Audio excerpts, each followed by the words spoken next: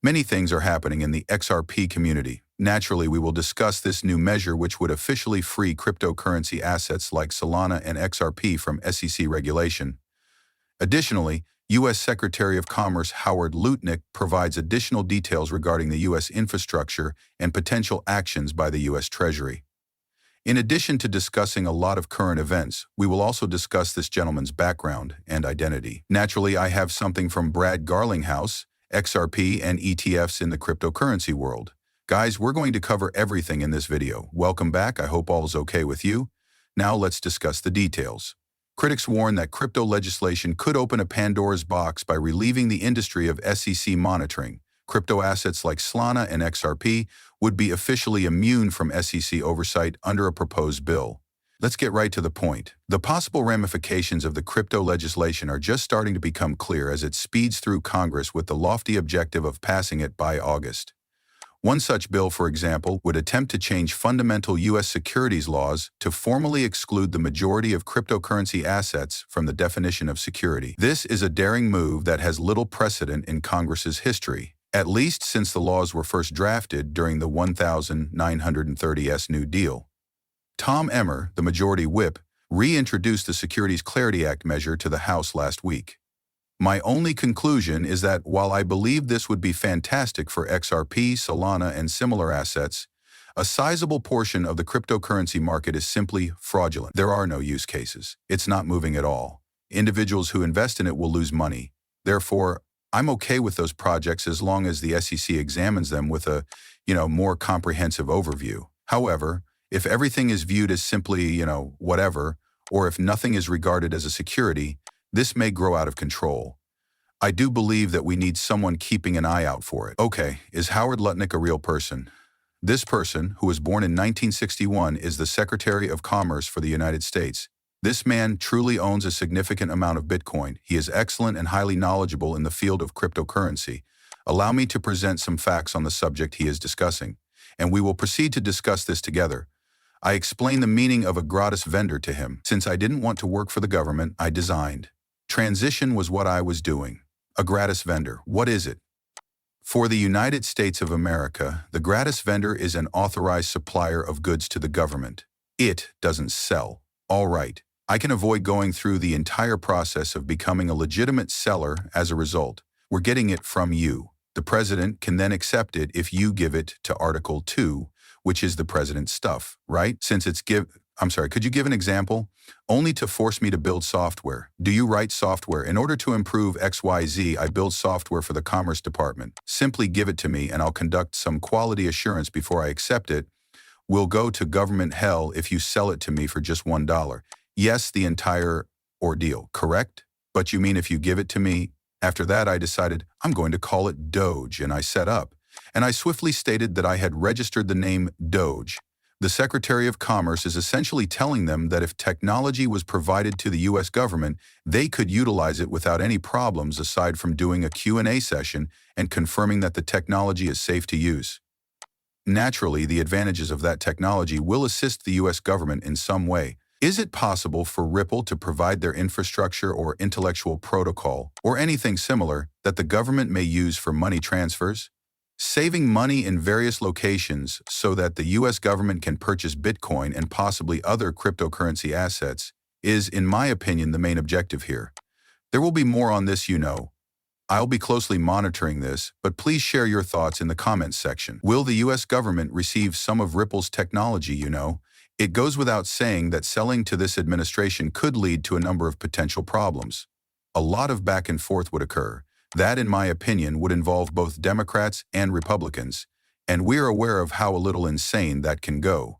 Therefore, the wisest course of action in this case would be to provide the technology. Here we have Howard Lutnick.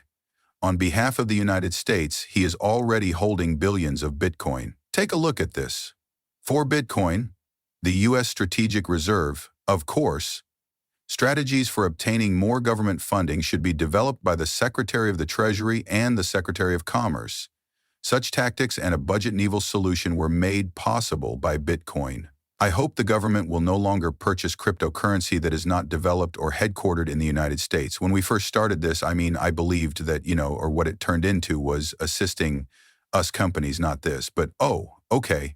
A plan for the newly founded Selvar Sovereign Wealth Fund will be developed by the Treasury Secretary, the Commerce Secretary, and the Assistant to the President for Economic Policy, working closely together. That's awesome. I adore that. This could be a business he works for or anything. A position worth $600 million holds a 5% stake in Tether.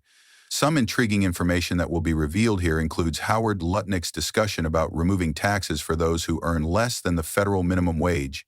Let me place $150,000.